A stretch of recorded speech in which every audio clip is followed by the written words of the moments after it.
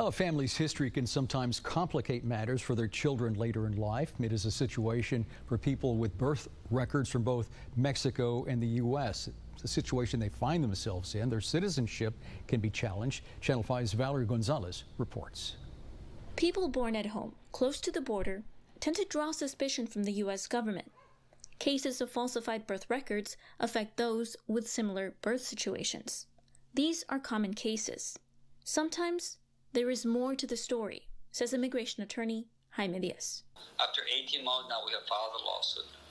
A client of his, Mariana, was born in her grandmother's Del Rio home in 1982 with the help of a family friend.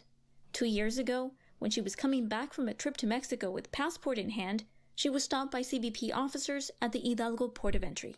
They kept my client detained for 8 days at the 5 port of entry and 3 at an immigration detention center.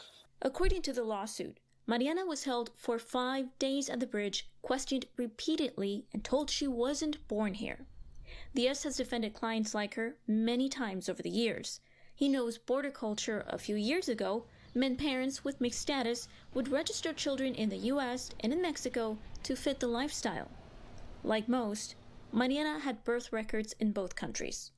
Her first baptism record in Mexico showed her dad's name and listed Del Rio as an address. The second record had a different name for the father and a Mexican place of birth. Yet in another record, she's registered in Del Rio. At first glance, Diaz admits this is confusing.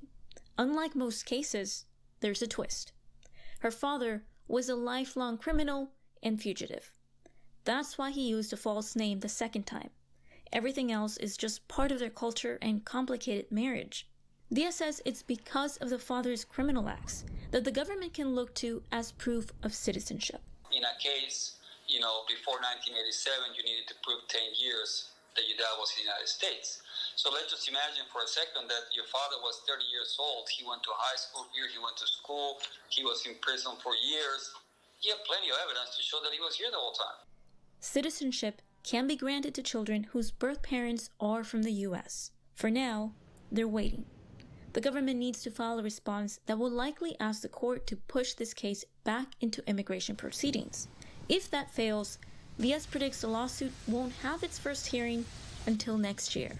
He's hopeful the court can restore Mariana's citizenship. Valerie Gonzalez, Channel 5 News at 10.